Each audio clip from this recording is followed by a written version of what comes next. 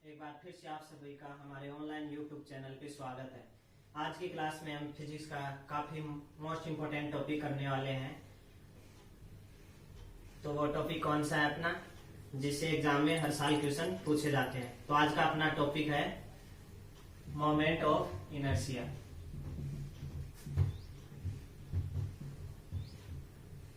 Moment of inertia, जड़त्व आवरण।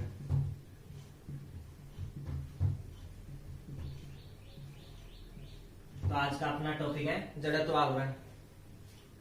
ये टॉपिक इतना इंपॉर्टेंट है कि इससे एग्जाम में हर साल क्वेश्चन पूछे जाते हैं, तो आपको इसको अच्छे से तैयार करना है। तो आइए देखते हैं जड़त्व आवरण क्या होता है। जिस प्रकार से हम देखते हैं कि एक विमीय गति होती है, तो उसके अंदर क्या होता है, जो द्रव्यमान होता है, तो उसी प्रकार जो अपनी घूर्णन गति होती है, तो उसके अंदर द्रव्यमान के समतुल्य कौन सी राशि होती है, यही जड़त्व आवरण, यही राशि होती है जो द्रव्यमान के इक्वल है। ठीक है। तो जैसे कि हम जानते हैं कि आई इक्वल टू क्या होता है, जड़त्व आवरण को किसे लिखते हैं, आई से डिनोट करते हैं। तो ये क्या होता है, एम आर स्क्वायर। ये जड़त्व आवरण का अपने पास फॉर्मूला है किसी कण के लिए। माना कि ये अपने पास ये कण है जिसका द्रव्यमान क्या है, एम है। तो इसका जड़त्व आवरण किस प्रकार से निकालें, तो ये हो गया अपने पास कण जिसका द्रव्यमान एम है। तो इससे लंबवत आर दूरी पर मान लो ये इसकी घूर्णन अक्ष है पी क्यू, ये इसकी क्या है, घूर्णन अक्ष है। तो इस कण का जो जड़त्व आवरण है वो क्या होगा, यानी कि इसका जड़त्व आवरण इसके द्रव्यमान तथा इसकी घूर्णन अक्ष से लंबवत दूरी के वर्ग के गुणनफल के इक्वल क्या होता है, इस कण का जड़त्व आवरण। तो किसी कण के लिए उसका जड़त्व आवरण क्या होगा, I equal to M R square. तो इससे हम इसकी परिभाषा लिख सकते हैं कि किसी कण का जड़त्व आवरण उस कण के द्रव्यमान तथा उससे लंबवत दूरी, यानी कि उसकी जो घूर्णन अक्ष है उससे लंबवत दूरी के वर्ग के गुणनफल के इक्वल होता है। ठीक है। तो इस प्रकार से इसकी डेफिनेशन हो गई। अब इसके बाद देखते हैं अपन, ये तो आपने एक कण के लिए निकाला। अगर अपन अलग अलग जैसे कि गोला दे रखी है, किसी गोले के लिए निकालें या फिर किसी छड़ के लिए, तो इनके लिए निकालने के लिए हम कुछ थ्योरम्स को यूज में लेते हैं। तो आइए देखते हैं वो थ्योरम्स कौन कौन सी हैं। तो पहली थ्योरम आती है अपनी थ्योरम ऑफ परपेंडिकुलर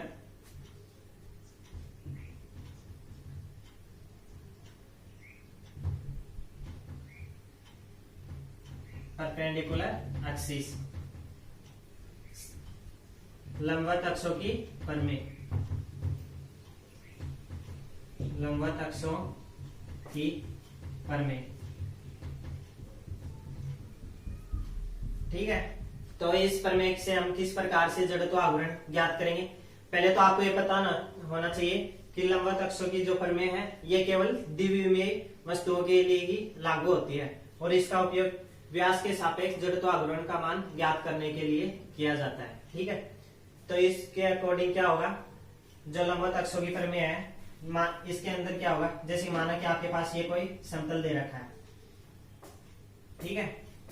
इस समतल के लंबवत अगर किसी अक्ष के सापेक्ष आपको, जैसे कि मान लो कि ये समतल दे रखा आपको, ये इसके लंबवत क्या हो गया, इसके लंबवत एक्सिस हो गया। ठीक है। तो इसके सापेक्ष इसका जड़त्व आवरण का मान ज्ञात करने के लिए क्या होगा कि जो तल में स्थित जो इसकी जो परस्पर दो लंबवत एक्सिस हैं, एक्स और वाई, तो इनके जड़त्व आवरणों के योगफल के इक्वल होगा। ठीक है। तो आई जेड, ये मान लो इसकी जेड एक्सिस है, तो इसके सापेक्ष यानी कि तल के लंबवत अक्ष के सापेक्ष जड़त्व आवरण का मान क्या होगा, आई जेड क्या होगा, तल में स्थित दो लंबवत परस्पर अक्षों के जड़त्व आवरण के इक्वल। तो इसका जड़त्व आवरण आई एक्स हो गया और इसका वाई आई वाई, तो इन दोनों के इक्वल ही इस तल में स्थित लंबवत एक्सिस के सापेक्ष जड़त्व आवरण का मान आई एक्स प्लस आई वाई होगा। ठीक है। तो इस प्रकार से हम कह सकते हैं कि लंबवत एक्सिसों की जो प्रमेय है इसके अकॉर्डिंग किसी द्विविमीय वस्तु के लिए जड़त्व आघूर्ण का मान किस प्रकार से ज्ञात करेंगे।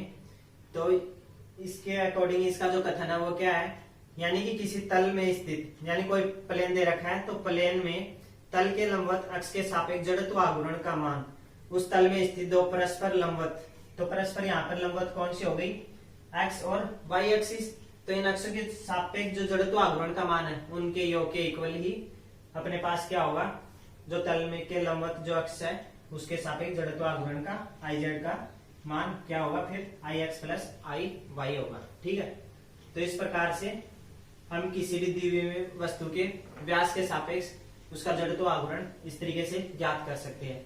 ठीक है, इसके बाद अपनी नेक्स्ट आती है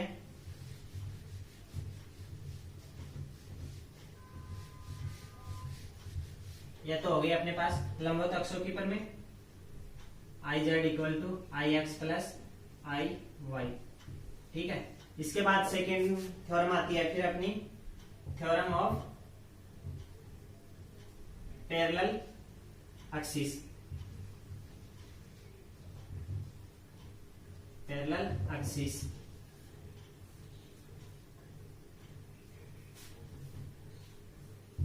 पैरेलल एक्सिस, ठीक है, समांतर अक्षों की प्रमेय, समांतर अक्षों की प्रमेय।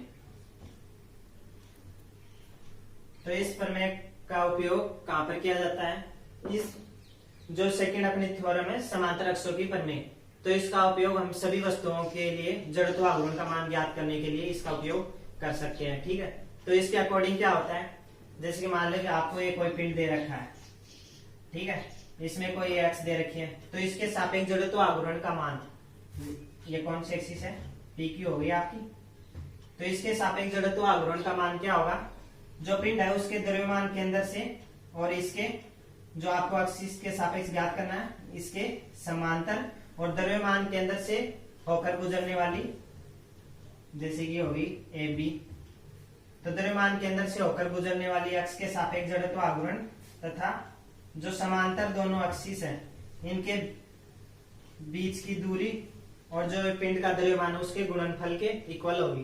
तो यहाँ पर अपने पास पिंड का जो जड़त्व आघूर्ण क्या होगा, जो पी क्यू अपने पास जो अक्ष है इसके सापेक्ष जड़त्व आघूर्ण का मान क्या होगा, यानी कि इसके द्रव्यमान केंद्र से होकर गुजरने वाली, ये इसका सेंटर ऑफ मास हो गया। ठीक है, तो इसके द्रव्यमान केंद्र से होकर गुजरने वाली अक्ष के सापेक्ष जड़त्व आघूर्ण, तो सेंटर ऑफ मास ये इसके क्या हो गया, द्रव्यमान केंद्र से होकर गुजरने वाली अक्ष के सापेक्ष जड़त्व आघूर्ण, और जो समांतर एक्सिस है इससे इसकी दूरी कितनी है, डी, तो सेकंड फिर इसमें क्या होगा, ये तो होगा इसके द्रव्यमान केंद्र से होकर गुजरने वाली अक्ष के सापेक्ष जड़त्व आघूर्ण, और फिर इसमें जो ऐड होगा वो क्या है, इस पिंड के संपूर्ण जो द्रव्यमान है, द्रव्यमान और जो समांतर अक्ष है इन दोनों के बीच की दूरी के वर्ग के गुणनफल के इक्वल, तो ये m हो गया और दूरी है इसका वर्ग क्या हो गया, डी स्क्वायर। ठीक है, तो इस प्रकार से समांतर प्रमेय की सहायता से हम किसी भी पिंड के लिए जड़त्व आघूर्ण का मान ज्ञात कर सकते हैं। ठीक है, तो इस प्रमेय के अकॉर्डिंग क्या होगा, इसका कथन क्या है, यानी कि किसी दिए हुए पिंड के अंदर किसी अक्ष के सापेक्ष जड़त्व आघूर्ण का मान उस पिंड के द्रव्यमान केंद्र से होकर गुजरने वाली अक्ष के सापेक्ष जड़त्व आघूर्ण का मान तथा उसकी जो समांतर अक्ष है तो उन दोनों के बीच की दूरी के वर्ग तथा जो संपूर्ण पिंड है उसके द्रव्यमान के गुणनफल के इक्वल होगा। ठीक है, तो इस प्रकार से हम किसी भी वस्तु के लिए उसका जड़त्व आघूर्ण आसानी से ज्ञात कर सकते हैं।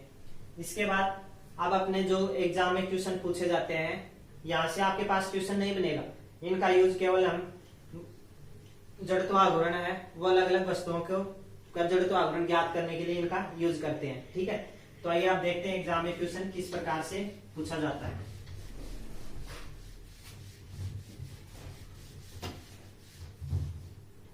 पहला क्वेश्चन तो आपका इसी फॉर्मूले से बनता है। ठीक है, यानी कि इसमें पहला क्वेश्चन बनेगा आपके पास, अब ये क्या है, आर दूरी है, तो इसमें m को कांस्टेंट रखकर इसको दूरी को चेंज करें, यानी कि अपने पास ये जो कण है द्रव्यमान जिसका क्या है m, और इसकी आर्क दूरी पर जो ये घूर्णन अक्ष है pq, ये इसकी घूर्णन अक्ष है। यदि इनके बीच की दूरी को क्या दुगना कर दिया जाए तो जड़त्व आघूर्ण का मान क्या होगा। तो इसके अकॉर्डिंग यहाँ से अगर इसकी दूरी को दुगना कर दिया जाए यानी 2r कर दिया जाए, ठीक है, तो 2r कर दिया जाए तो यहाँ से क्या होगा, m तो अपना कांस्टेंट है, तो r की जगह रिप्लेस करें तो क्या आ जाएगा 2r, m तो 2r स्क्वायर, ये कितना हो जाएगा 4mr स्क्वायर, ठीक है। तो i dash is equal to क्या होगा 4i स्क्वायर, सॉरी i। तो इस प्रकार कह सकते हैं हम, अगर दूरी को दुगना कर दिया जाए तो जड़त्व आघूर्ण का मान कितना गुना बढ़ जाएगा, 4 गुना, ठीक है। तो इस प्रकार से एक क्वेश्चन आपका यहां से बनता है। नेक्स्ट क्वेश्चन फिर बनते हैं आपके, जैसे कि हम अलग अलग वस्तुओं के लिए जड़त्व आघूर्ण निकालें, जिसमें से पहला अपन लेते हैं वलय के लिए मोमेंट ऑफ इनर्शिया। पहला लेते हैं अपन moment of inertia, inertia of a ring, यानी कि वलय का जड़त्व आघूर्ण।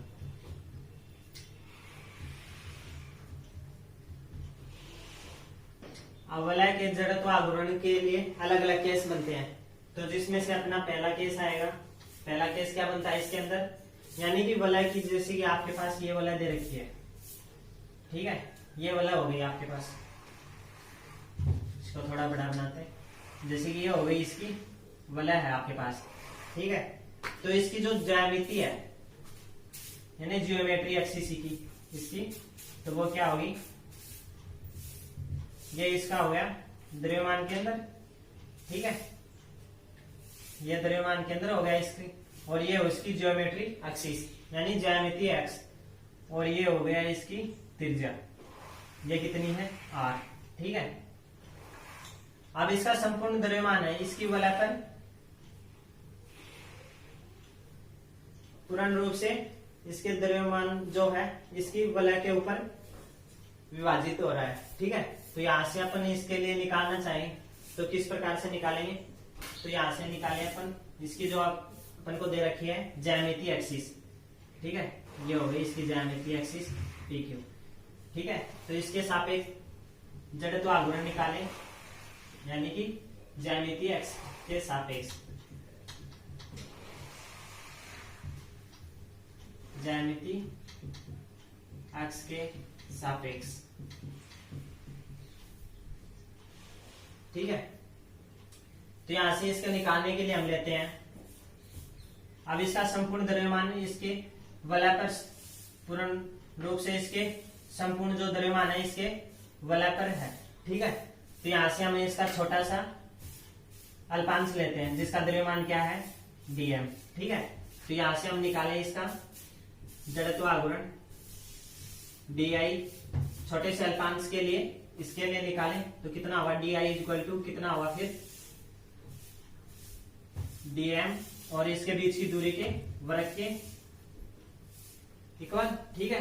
तो ये हो गया dm r स्क्वायर। अब इस संपूर्ण वलय के लिए निकालना चाहें तो दोनों तरफ अपन इसका समाकलन कर दे, तो di r स्क्वायर कांस्टेंट है तो ये बाहर आ गया अपना, ठीक है।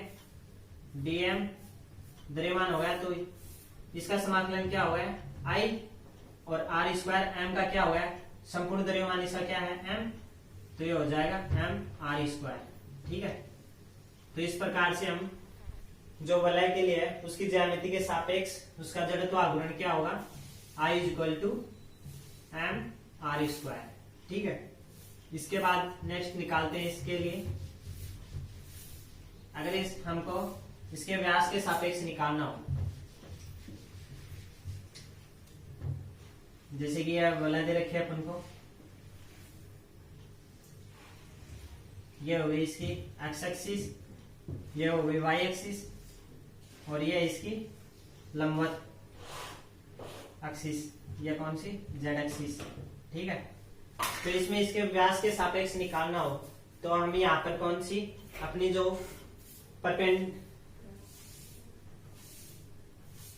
परपेंडिकुलर वाली जो थ्योरम है उसकी सहायता से हम इसका अपन आसानी से निकाल सकते हैं, ठीक है। तो बी अपने व्यास के सापेक्ष निकालने के लिए कौन सी थ्योरम यूज में करेंगे, परपेंडिकुलर वाली थ्योरम। तो इसमें व्यास के सापेक्ष, डायमीटर के सापेक्ष, व्यास के सापेक्ष। तो व्यास के सापेक्ष क्या होगा, आई जेड के, सॉरी व्यास क्या अपन ले सकते हैं एक्स, ठीक है, या फिर वाई भी ले सकते हैं। यहाँ पर एक्स और वाई है, इन दोनों का जो जड़त्व आघूर्ण है वो दोनों का इक्वल ही होगा, ठीक है, दोनों तल में है और ये हो गया जेड इनके लंबवत। तो जो अपनी परपेंडिकुलर वाली थ्योरम है उसके अकॉर्डिंग क्या होगा, I Z equal to I X plus I Y, ये हो गया अपना, ठीक है। तो यहाँ से एक्स, आई एक्स और आई वाई दोनों इक्वल है, तो यहाँ से हम लिख सकते हैं I X plus I x, तो ये कितना होगा 2i x आई जेड। तो यहां से हम लिख सकते हैं I x is equal to I z upon 2। अब जेड क्या है, इसके लंबवत यानी कि द्रव्यमान के अंदर से होकर गुजरने वाली जो एक्सिस है। तो अभी जो हमने पीछे किया था जो ज्यामिति अक्ष है वही क्या है, इसकी लंबवत एक्सिस जो द्रव्यमान के अंदर से होकर गुजरती है, ठीक है। तो इसका मान अपने पास कितना आया था, ज्यामिति अक्ष के सापेक्ष mr स्क्वायर, ठीक है। तो यहाँ से आई जेड की वैल्यू रखें तो कितना हो जाएगा mr स्क्वायर बाई 2, ठीक है। तो यहाँ से हम इस प्रकार से व्यास के सापेक्ष निकालेंगे, तो ये कितना आएगा अपने पास mr स्क्वायर बाई 2, ठीक है। तो यहां से ये आ गया व्यास के सापेक्ष। इस आधार पर हम, अगर आपको विलय के लिए अगर इस उसकी ज्यामिति के सापेक्ष और व्यास के सापेक्ष याद है तो उसके आधार पर आप इसके नेक्स्ट जो अपने केसेस बनेंगे उनको आसानी से कर सकते हो। जैसे कि थर्ड करें, तल में स्थित विलय के तल में स्थित स्पर्श रेखीय अक्ष के सापेक्ष निकाले तो अक्ष के सापेक्ष यानी कि जो इसकी टेंजेंशियल जो एक्सिस है उसके सापेक्ष निकाले। जैसे कि मान लो ये आपके पास इसकी ये वाला दे रखी है, ठीक है, ये इसका द्रव्यमान केंद्र होगा, तो ये इसका तल में है प्लेन, तो इसकी जो स्पर्श रेखीय इसी तल के अंदर इसकी जो स्पर्श रेखीय है एक्सिस वो ये हो गई, ठीक है, पी क्यू। तो इसके सापेक्ष निकालने के लिए इसमें हम कौन सी थ्योरम यूज करेंगे, सेकंड जो थ्योरम थी अपनी पैरेलल वाली, ठीक है। तो इसके लिए किस प्रकार निकालेंगे, ये हो गई इसकी द्रव्यमान के अंदर से होकर गुजरने वाली, इसका व्यास हो गया, ठीक है। तो इसमें स्पर्श रेखीय तल में स्थित स्पर्श रेखीय अक्ष के सापेक्ष किस प्रकार से निकालेंगे, तो इसमें इसके सापेक्ष निकालेंगे, तो इनके बीच की दूरी क्या है r। तो यहां से इसके सापेक्ष निकालेंगे, तो सेकंड जो अपनी थ्योरम थी पैरेलल एक्सिस वाली, तो उसके अकॉर्डिंग निकालेंगे। तो यहां से क्या आएगा फिर अपने पास I P Q is equal to द्रव्यमान के अंदर से होकर गुजरने वाली अक्ष के सापेक्ष, तो द्रव्यमान के अंदर से होकर गुजरने वाली अक्ष के सापेक्ष ये क्या हो गया इसका व्यास। तो व्यास के सापेक्ष कितना होता है mr स्क्वायर बाई 2,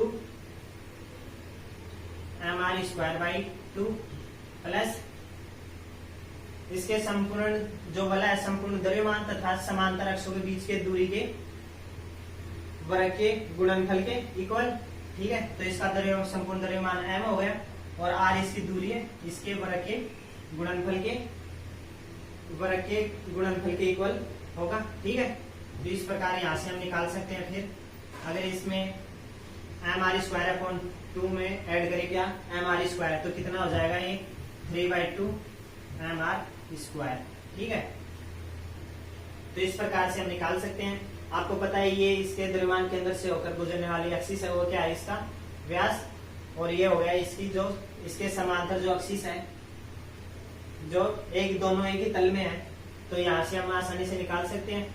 इसके सापेक्ष व्यास के सापेक्ष ये हो गया, और इसमें जो स्पेस रेखे है उसके लिए निकाल रहे हैं, तो इसमें ये भी ऐड हो जाएगा। तो पी क्यू के सापेक्ष यहाँ पर क्या आ गया 3/2 mr²। ठीक है, अगर आपको ये दोनों पहले याद है तो इन दोनों के आधार पर आप ये आसानी से निकाल सकते हो। ठीक है, फिर इसके बाद इसमें फोर्थ केस बनता है तल के लंबवत। तल के लंबवत स्पर्श रेखे अक्ष के सापेक्ष। स्पर्श रेखे अक्ष के सापेक्ष। तो एक इस प्रकार से होगा, जैसे कि मान लो आपके पास ये दे रखा है, ये हो गई आपकी वलय दे रखी है आपको। ठीक है, ये इसकी वलय हो गई। यहाँ से आपको किसके सापेक्ष, इसके जो एक तल है इसके लंबवत निकालना है, तो ये लंबवत हो गई, ये इसके लंबवत, ये इसके अंदर की साइड मान लो नीचे की तरफ डैश डैश वाली है, ये इसके अकॉर्डिंग ऐसे लंबवत हो गई। ठीक है, तो दूसरी इसका द्रव्यमान केंद्र, तो ये इसके द्रव्यमान केंद्र से होकर गुजरने वाली एक्सिस हो गई। इन दोनों के बीच की दूरी क्या हो गई r। तो इसको भी हम किससे, जो अपनी समांतर अक्षों वाली प्रमेय है उसके बाद से उसका यूज करके हम इसके सापेक्ष भी निकाल सकते हैं पी क्यू। ठीक है, यहाँ से इसके सापेक्ष निकाल सकते हैं, ये अपन मान लो z/z' हो गई। ठीक है, तो यहाँ से इसके सापेक्ष निकालेंगे पी क्यू, तो ये क्या आएगा इसके अंदर, आपको पता है ये इसके लंबवत है, यानी केंद्र से होकर जाने वाली इस तरीके से इसके लंबवत है, यानी इसकी ज्यामिति अक्ष है।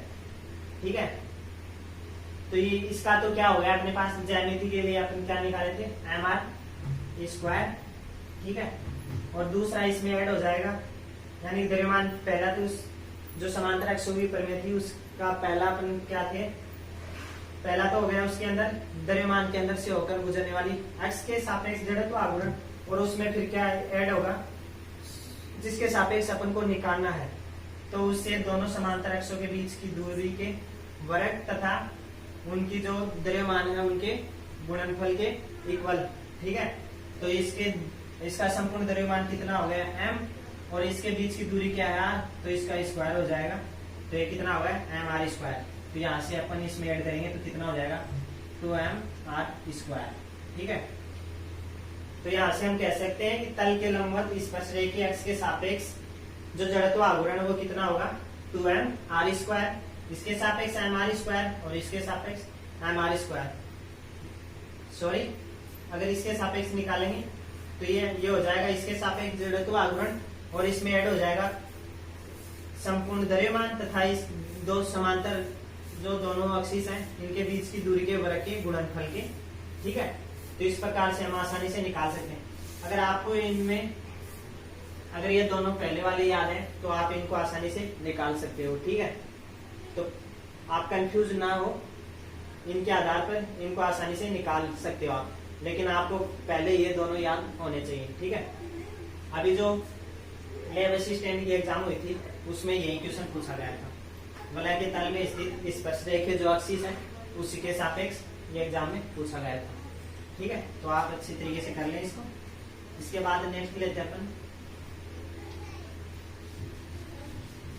शक्ति के लिए, डिस्क के लिए निकालते हैं। तो उसमें क्या होगा, डी की जगह चेंज कर देते हैं अपन ऑफ ए डिस्क।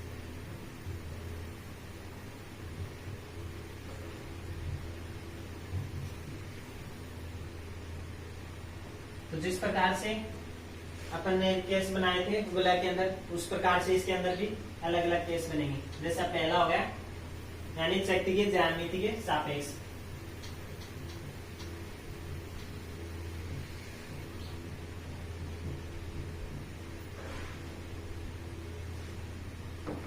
आपको किसी भी जैसे चकती का निकाले, डिस्क का या किसी के भी लिए निकाले, तो उसको आपको कम से कम उसके पहले शुरुआत के 2 मान याद होने चाहिए, उसके बाद आप अगले मान आसानी से निकाल सकते हो। तो ज्यामिति के लिए ज्यामिति के सापेक्ष डायरेक्ट निकाले अपन, तो ज्यामिति के सापेक्ष क्या होगा, mr²/2, ये हो गया इसकी ज्यामिति के सापेक्ष। अब ज्यामिति सापेक्ष कैसे, जैसे कि अपने पास चक्की दे रखी है,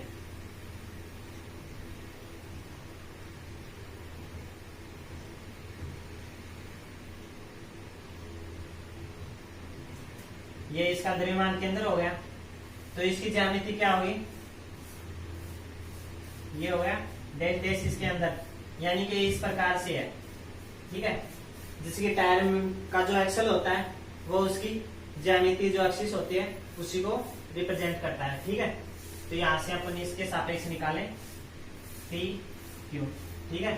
तो आई पी क्यू, तो ज्यामिति के सापेक्ष क्या होगा, यानी चक्ति की जो ज्यामिति है उसके सापेक्ष होगा mr²/2। नेक्स्ट इसके बाद इसके जो डायमीटर है व्यास के सापेक्ष,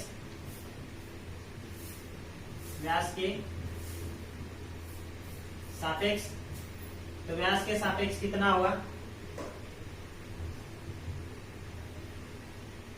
ये हो गया इसका व्यास। तो व्यास के सापेक्ष जो जड़त्व आघूर्ण वो कितना होगा, mr²/2।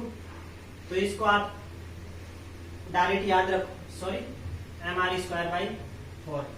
तो ये किस प्रकार से आया, जैसे कि मान लो कि ये हो गई आपके पास एक्स एक्सिस और ये हो गई वाई एक्सिस और ये हो गई इसकी जेड एक्सिस, ठीक है। तो यहां से अपन निकालेंगे, तो ये जेड, तो ये क्या हो गया, इसकी ज्यामिति एक्सिस हो गई, ठीक है। और यहां से आई एक्स और आई वाई ये दोनों ही कैसे हैं, इक्वल है, यानी I x equal to I y, यानी एक्स एक्सिस और वाई एक्सिस दोनों ही क्या है, इसके व्यास है, तो दोनों ही का जड़त्व आघूर्ण क्या होगा, सेम होगा, ठीक है। तो यहां से अपन निकालें व्यास के सापेक्ष वही अपनी पहले वाली थ्योरम परपेंडिकुलर वाली, तो उसके अकॉर्डिंग क्या होता है, I Z equal to I X plus I Y, ये दोनों इक्वल है, तो यहाँ से दोनों को ऐड कर दें तो कितना हो जाएगा, 2i(x1 x). तो यहाँ से निकालें अपन आई एक्स इक्वल टू क्या होगा, I z upon 2। I Z क्या है, इसकी ज्यामिति एक्सिस, ज्यामिति एक्सिस के सापेक्ष कितना होता है जड़त्व आघूर्ण, mr²/2। तो यहाँ पर अपन जेड की वैल्यू रखें तो mr²/2 और अपॉन में 2 पहले से है, तो ये कितना हो जाएगा, mr²/4, ठीक है। तो अगर आप यहाँ से बोल जाओ तो इस प्रकार से आप निकाल भी सकते हो, ठीक है। तो व्यास के सापेक्ष mr²/2 हो गया। इसके बाद थर्ड केस आता है तल में स्थित स्पर्शरेखीय अक्ष के सापेक्ष, तल में स्थित स्पर्श रेखीय अक्ष के सापेक्ष। तो तल में स्थित स्पर्शरेखीय अक्ष के सापेक्ष क्या होगा, जैसे मान लो आपके पास ये डिस्क दे रखी है आपको,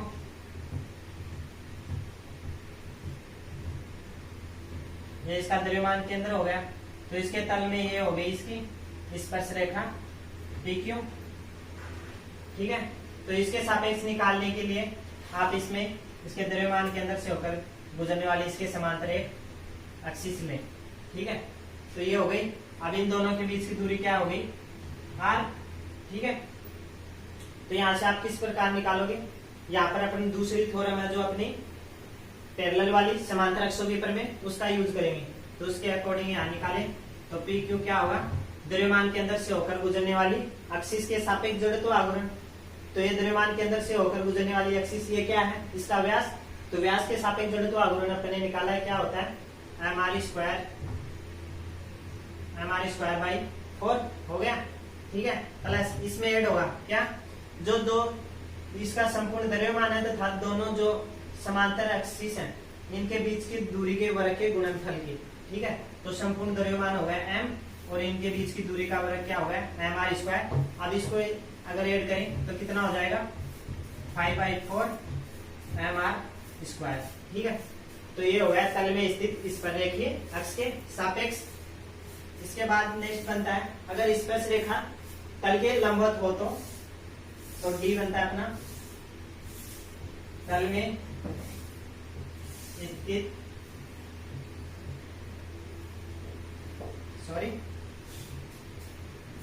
तल के लंबवत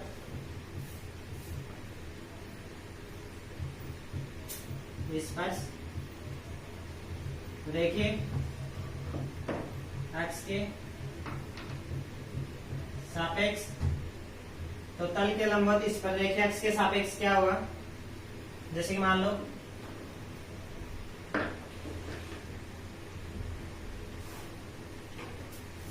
ये हो गया आपके पास तल के लंबवत, डैश डैश से मतलब ये अंदर की साइड और ये हो गया आपके बाहर की साइड, इस प्रकार से। तो ये हो गया इसके लंबवत, ये इसके लंबवत, इसकी स्पर्श रेखा हो गई P Q.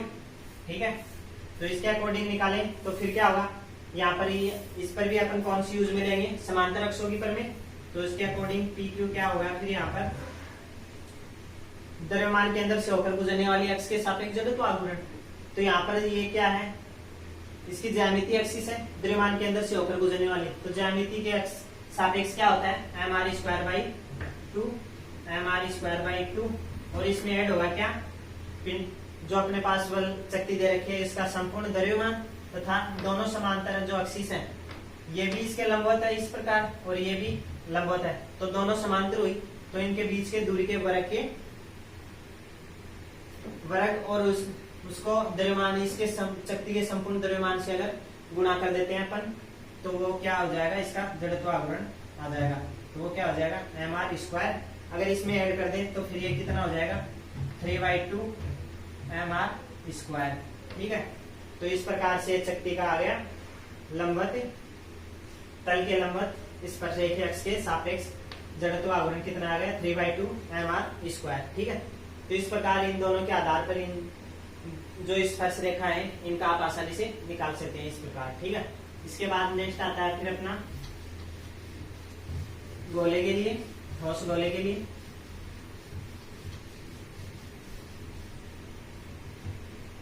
Moment of inertia of A solid sphere,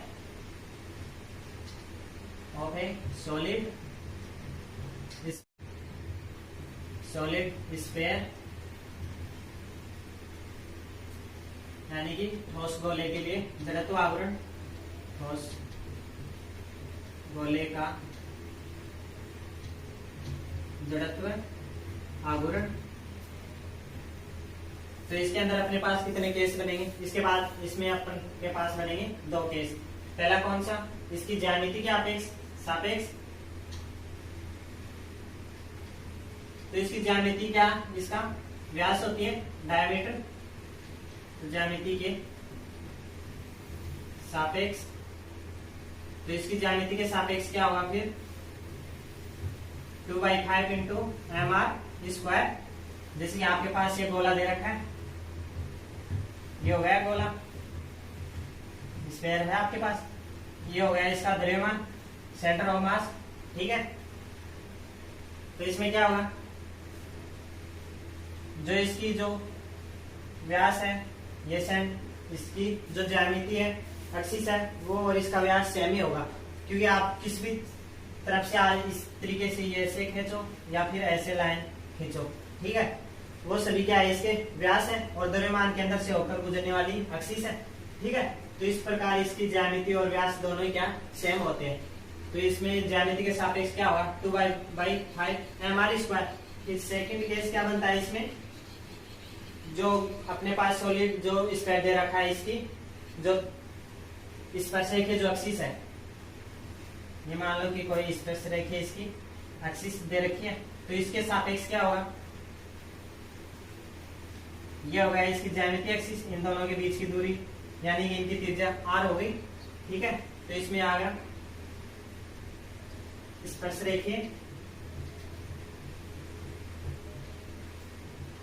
रेखीय अक्ष के सापेक्ष, यानी जो इसकी टेंजेंटियल एक्सिस है उसके सापेक्ष तो वो क्या होगा, इसके द्रव्यमान वही समांतर अक्ष वाली प्रमेय से निकालें तो यहाँ पर क्या आएगा फिर I इक्वल टू द्रव्यमान के अंदर से होकर गुजरने वाली अक्ष के सापेक्ष, तो द्रव्यमान के अंदर से होकर गुजरने वाली अक्ष क्या है, इसकी व्यास, तो व्यास के सापेक्ष क्या होगा 2/5 इंटू mr², और इसमें ऐड हो जाएगा क्या, यानी संपूर्ण गोले का द्रव्यमान तथा दोनों जो समांतर एक्सिस है इनके बीच की दूरी के वर्ग के गुणनफल। ठीक है, तो इसमें ऐड कर देते हैं mr²। ठीक है, अब अगर इन दोनों को ऐड करें तो क्या आ जाएगा, फिर इसमें ये हो जाएगा 7/5 mr², तो ये आ गया इसका। ठीक है, इसमें के अंदर दो ही केसेस बनेंगे। इसके बाद नेक्स्ट आता है, अगर खोखला गोला दे रखा हो तो अपने पास होलो स्फीयर,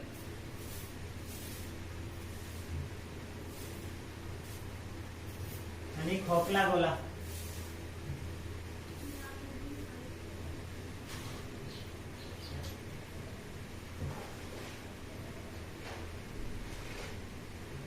खोखले गोले का जड़त्व आवरण, तो क्या होगा, ज्यामिति के सापेक्ष में क्या होगा 2/3, और इसमें ऐड हो जाएगा कितना 2/3 में, अगर ये अपने पास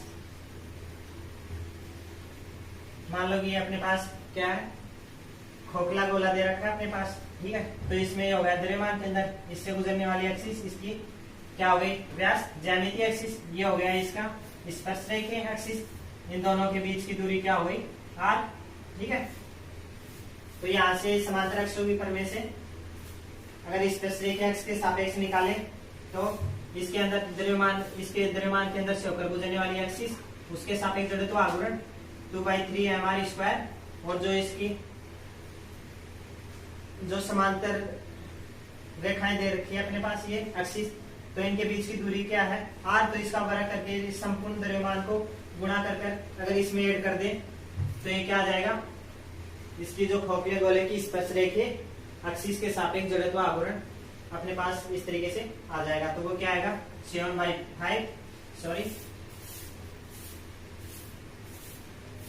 तो ये ऐड हो जाएगा तो इसमें आ जाएगा 5/3 mr²। ठीक है, तो इस प्रकार से अपने खोखले गोले के लिए भी निकाल सकते हैं। ठीक है, उसमें अंतर क्या है, अगर ठोस गोला होगा तो 2/5 होगा, अगर खोखला है तो 2/3।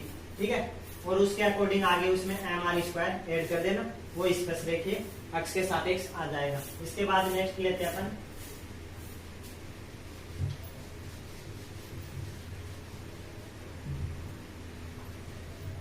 पतली छड़ के लिए ओके थिन रोड, तो ये हो जाएगी पतली छड़। तो इसके सापेक्ष किस प्रकार से निकालेंगे अपन, तो पतली छड़ है तो इसकी मोटाई है वो नगण्य है बिल्कुल, तो मान लो कि अपने पास छड़ दे रखी है पतली छड़, तो पहला केस बनेगा इसके द्रव्यमान के अंदर से होकर गुजरने वाली तथा लंबाई के लंबवत अक्ष के सापेक्ष जड़त्व आवरण। ठीक है, तो इसमें पहला बनेगा लंबाई के लंबवत तथा द्रव्यमान सेंटर ऑफ मास, द्रव्यमान के अंदर से होकर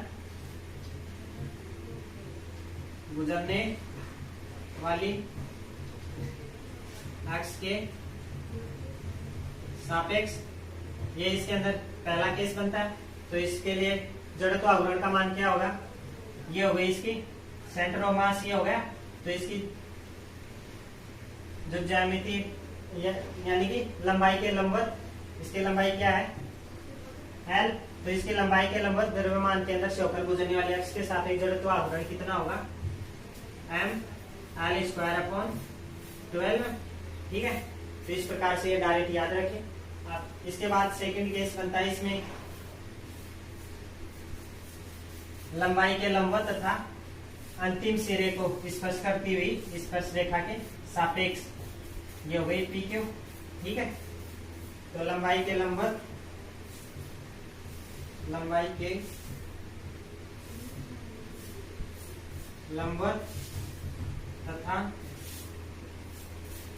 लंबाई के लंबवत अंतिम सिरे को स्पर्श करती हुई एक्स के सापेक्ष। तो अंतिम सिरे को स्पर्श करती हुई एक्स के सापेक्ष जड़त्व आघूर्ण का मान हम समांतर अक्ष, ये दोनों समांतर अक्ष होगी तो समांतर अक्षों की प्रमेय से हम निकाल सकते हैं। तो इसका क्या आएगा फिर,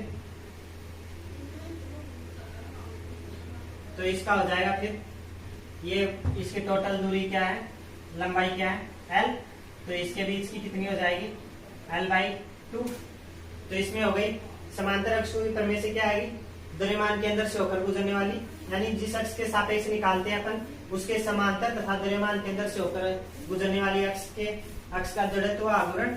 तो इसका क्या होगा ml²/12, ये अपने पहले वाले में निकाला।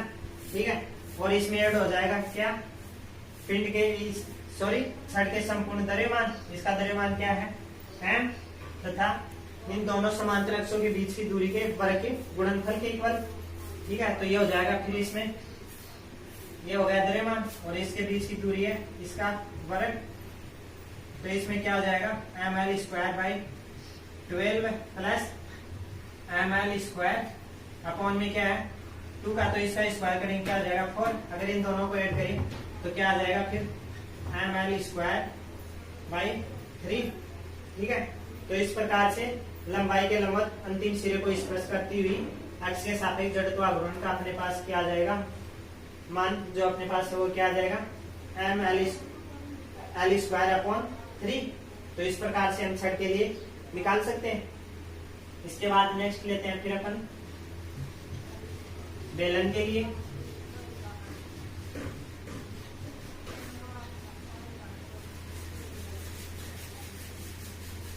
ओके, सॉलिड सिलेंडर,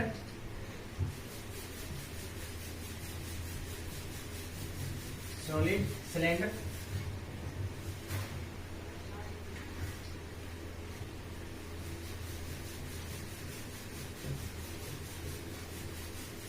ठोस बेलन का जड़त्व आघूर्ण।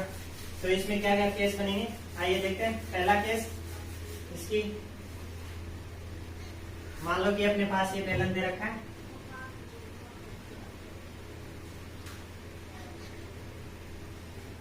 ये अपने पास बेलन होगा ठोस बेलन।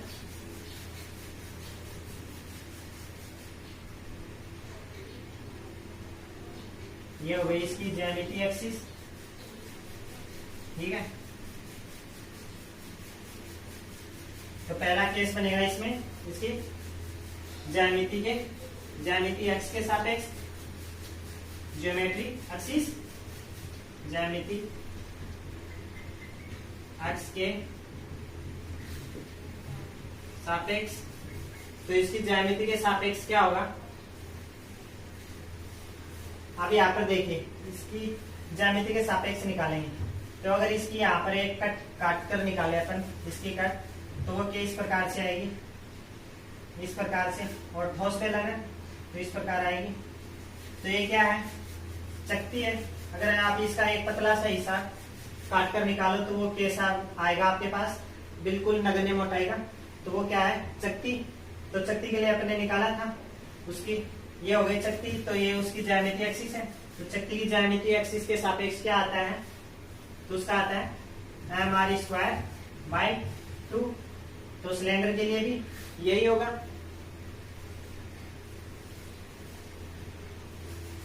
अब इसके बाद देखते हैं अपन, पहला केस तो ये बन गया और सेकंड केस बनेगा लंबाई के लंबवत स्पर्श रेखीय अक्ष के सापेक्ष, लंबाई के लंबवत स्पर्श रेखीय एक्स के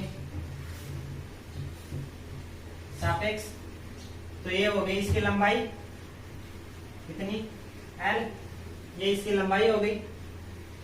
और इसकी लंबाई के लंबाई के अनुदिश, तो इसकी लंबाई के अनुदिश स्पर्शरेखा कौन सी होगी, ये वाली, ये हो गई इसकी त्रिज्या, जैसे कि आर ले लेते हैं अपन, ठीक है। तो इसके अकॉर्डिंग क्या होगा फिर, जैसे कि अपन ने निकाला है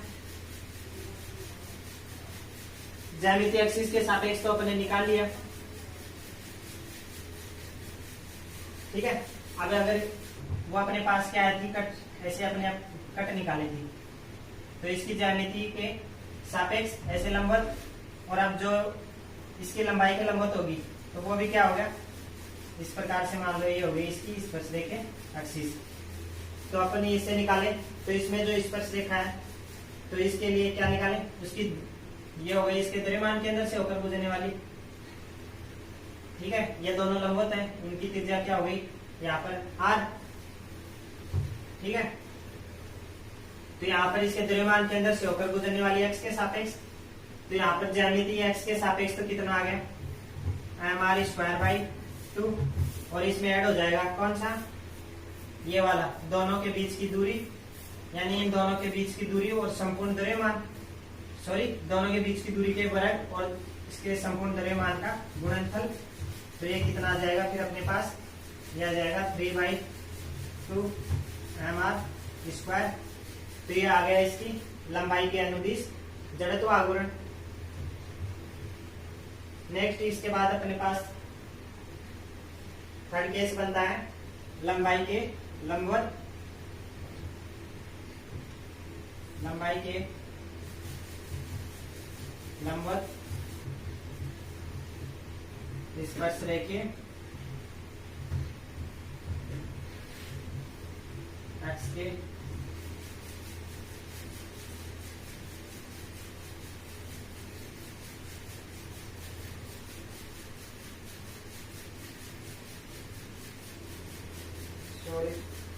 लंबाई के लंबवत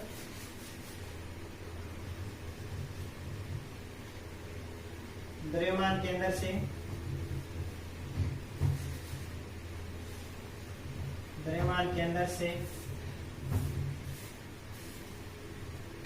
होकर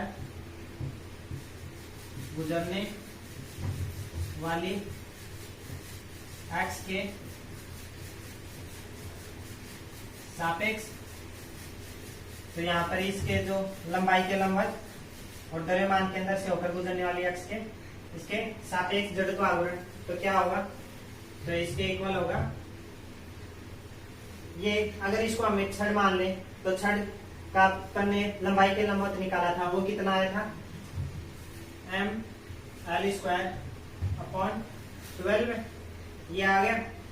लेकिन ये सिलेंडर है, तो अगर बहुत सारी शक्तियों को एक के ऊपर एक ऐसे रखते जाएं तो ये सिलेंडर का रूप ले लेती है, ठीक है। तो इस प्रकार से इसके अंदर अपन इसका सिलेंडर का और इसमें ऐड कर दें, यानी कि mr स्क्वायर बाई 4, ठीक है, mr स्क्वायर बाई 4, ये और इसमें ऐड हो गया। ये कैसे आया, जैसे कि इसकी काट निकालेंगे अपन, ठीक है। तो वो क्या आएगी, इस तरीके से आएगी, शक्ति बिल्कुल बारीक यानी नगण्य मोटाई की अपन इसकी काट निकाले तो आ गई।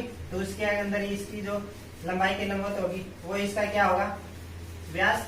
तो शक्ति का व्यास के सापेक्ष क्या होगा, mr स्क्वायर बाई 4, और ये होगा इसकी लंबाई, छड़ की लंबाई की लंबवत, और ये होगा इसकी सिलेंडर यानी शक्ति के व्यास के सापेक्ष। तो ये दोनों इसमें ऐड कर देंगे, तो इसमें आ जाएगा लंबाई के लंबवत द्रव्यमान के अंदर से होकर गुजरने वाली अक्ष के सापेक्ष। इसके बाद इसमें एक केस और बनता है इसका 4th नंबर का,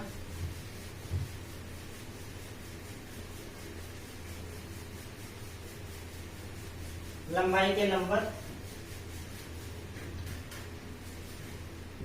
लंबाई के लंबवत अंतिम सिरे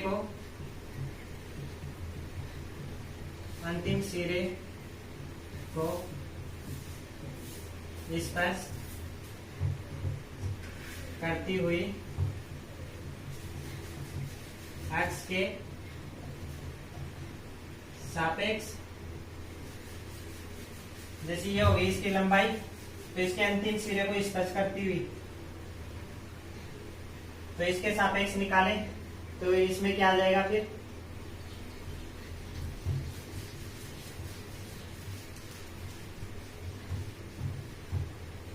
तो इसमें समांतर अक्षों की प्रमेय से निकालें तो उस समांतर अक्षों की प्रमेय से क्या होगा,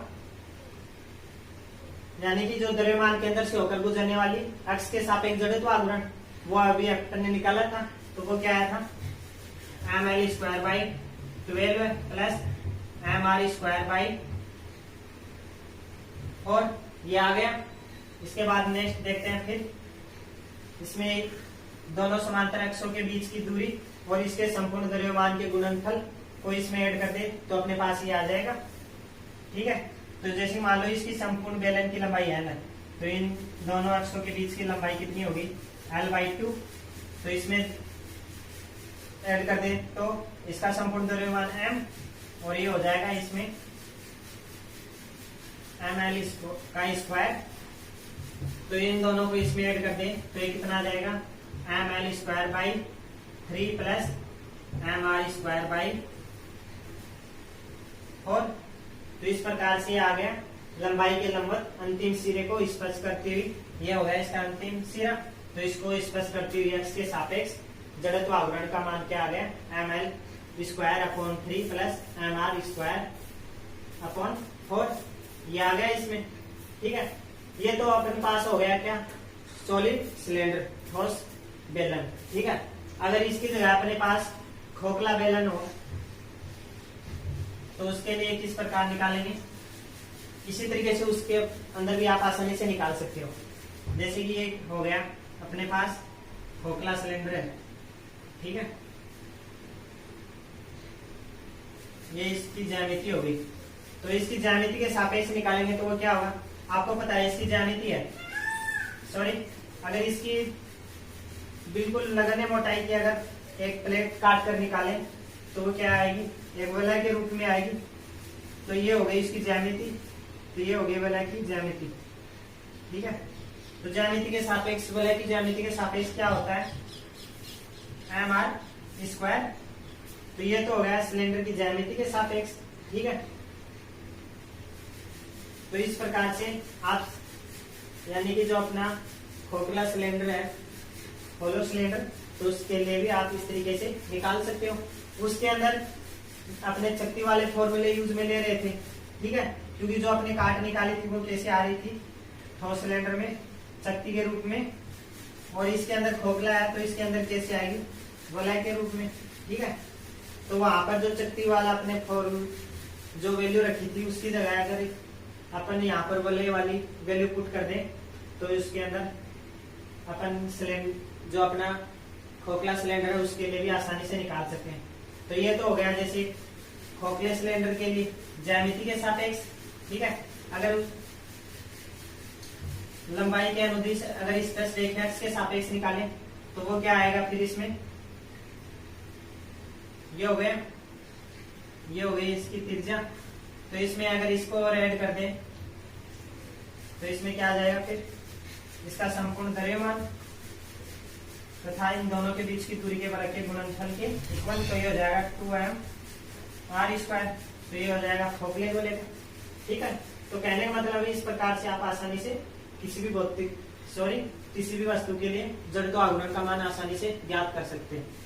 आपको बस उसके लिए क्या करना है, उसके ज्यामिति के सापेक्ष और उसके व्यास के सापेक्ष आपको याद रखना है। उसके आधार पर आप आसानी से आगे के जो अपने स्पर्श रेखाएं हैं उनके सापेक्ष आसानी से जड़त्व आघूर्ण के मान निकाल सकते हो। ठीक है, तो नेक्स्ट क्लास में मिलते हैं अपने एक नेक्स्ट टॉपिक के साथ। Thank you.